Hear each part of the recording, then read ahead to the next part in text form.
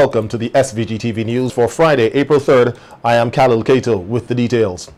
The Caribbean Public Health Agency today reported 4 additional confirmed cases of COVID-19 here in SVG. A news release from the Ministry of Health said these are all imported cases from either Canada or the United States of America, all arriving on March 25th. The number of confirmed cases reported in St. Vincent and the Grenadines to date now stands at 7, with one of the patients already making a full recovery. Thus, there are currently 6 active cases. The ministry said the patients are Vicentia nationals who have been in isolation since their samples were taken for testing. They are being monitored by health officials. The process of informing the patients and any other possible earlier contacts has commenced. The ministry said all additional public health measures will continue, including the implementation of additional quarantine where necessary. The public is reminded to continue to practice the basic but highly effective public health measures of hand hygiene, cough etiquette, physical distancing, and strict adherence to quarantine.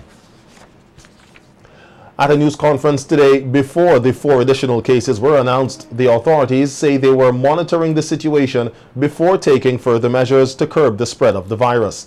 Larissa Pugsley-Kidd tells us more in this report. At today's news conference hosted by the Ministry of Health, Wellness and the Environment, it was noted that the 3rd COVID-19 case is a male who traveled to SVG from Barbados on March 18, 2020. According to Prime Minister Dr. Ralph Gonsalves, the individual was on voluntary quarantine from the time of his arrival in the country. He developed symptoms 11 days after on March 29th. 2 days after, the individual is said to have informed healthcare workers of his symptoms, at which time samples were taken. The information is that he overnighted in Barbados, and other information is being gathered about him naturally, but it would appear from the information from the community that he had behaved with some responsibility. The person who lives there with him, his brother is not assessed to have had any symptoms. Contact tracing has commenced. In reference to the 2nd confirmed case, Prime Minister Gonsalves said that 64 persons were traced with more than 40 contacted, and they have not reported any symptoms. 1 person was taken into a quarantine facility last evening. The person's domestic condition is such that they did not have the kind of home facilities to justify a home quarantine, and therefore they were put in. Chief Medical Officer Dr. Simon Kaiser-Beach said that it is recommended that all 64 persons who came into contact with the woman be quarantined. The Prime Minister announced that 2 quarantine facilities have been identified in addition to the isolation center. 1 facility, he said, will be for those who have symptoms, and the other for those who may breach quarantine at home. Would be some persons who are in contumelious disregard of the quarantine. A minority of persons. Really, a person says you're stuffed with vanity, you know. Minister of Health Luke Brown revealed that there has been a delay in the PCR testing equipment due to restrictions out of the USA, but in the meantime, an instrument for testing is already available in country. We would now be able to do tests using a gene expert instrument that we already have at our lab, because the FDA just approved a kit or cassette that is compatible with our instrument. We just have to get a sufficient number of the kits, and that should be possible fairly soon. We are also exploring some leads on rapid testing. We received notification that the Musty Company Limited wired 176,000 EC dollars to a company in Beijing to purchase 10,000 rapid test kits. Action Beck has also offered support with respect to the matter of rapid testing. Currently, there are 427 persons in quarantine with 15 breaches. A new quarantine legislation will be presented to Parliament next Tuesday. For SVG-TV News, Larissa Pugsley-Kidd. Revised and additional measures have been implemented by the government to ensure the containment of the spread of COVID-19 in SVG. One such measure has to do with air travel.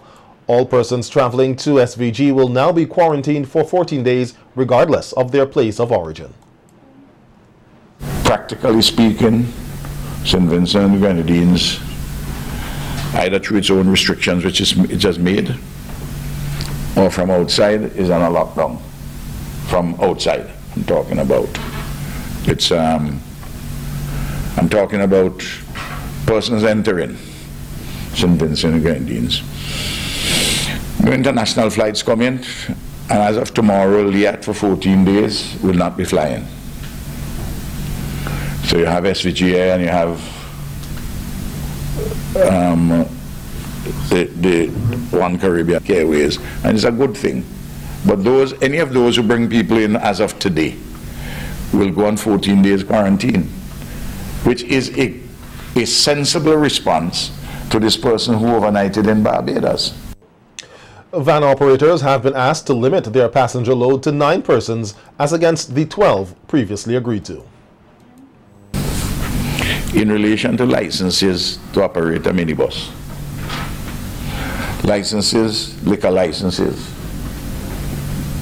when Moses went to Mount Sinai and came back down with the 10 Commandments, there wasn't an 11th and 12th, which says that minibuses shall keep their licenses for eternity, or the same thing with a bar. You know, they were given by the state, and the particular circumstances, they can be taken away by the state. I'm not saying by Ralph. We are a government of laws, and we're a government of laws and not of. While noting that most persons have been cooperating with the authorities of not hosting not hosting parties, the Prime Minister issued a stern warning to holders of liquor licenses. The police can come and walk with the amplifier, give you a receipt for it. And the third thing is that appropriate applications by the relevant authorities could see that you lose a liquor license. And if you have a bar and you can still sell alcohol now, you wouldn't like to have a bar where you're only selling Kool-Aid and fruit punch. You know, it is not, I don't think anybody can leave their house to go for Kool-Aid and fruit punch. On the issue of a curfew, Prime Minister Gonzalez said this is not the way to go at this time. Having a state of emergency or having a curfew, those are not necessary answers. As I said that before we went on air, that for those who have a state of emergency for all hours, your fundamental rights and freedoms are suspended. So too, the right to habeas corpus. And you're putting a lot of power in the hands of police officers. I don't think that unless the situation is more extreme, that one should do that. In any case, you just can't move from 0 to a state of emergency. People are going to rebel, as is happening in several countries. And some persons may know more than I know. But if you put a curfew on in the night from 8 p.m. to 6 a.m., but you don't have anything on from 6 a.m. to 8 p.m., what you're telling me, that the virus goes to sleep during the day and is very active at night, so you have to have a lockdown against the virus in the night. But the real problem is not to have fetes and so on. Vincentians are being encouraged to practice physical distancing, which is different from social distancing. Minister of Health Luke Brown said that the 3 feet is still applicable in both instances, but sought to explain the difference between physical and social distancing. I I call it physical distancing. You know, there's a rationale behind it. And well, I don't just call it physical distancing idly, because I noted from the briefings coming out of the World Health Assembly that they have migrated to this term because they believe that it's important for us to keep a certain amount of physical distance. But we should still be socially connected, and you know, there should still be a certain sense of solidarity between us, because social distancing might also suggest, they might have the connotation of the absence of solidarity, and that's the very last thing that we want to avoid at this time. But physical distancing is important as a guide because of what it could possibly do. It will be. Minister Brown noted that SVG currently has no community spread of COVID-19, which is usually when physical distancing is practiced, and said this must be maintained. The advisory in relation to it will be most applicable should St. Vincent be at a stage where there is community transmission or local transmission. Thank God we're not at that stage. We're not in a situation or scenario of community transmission.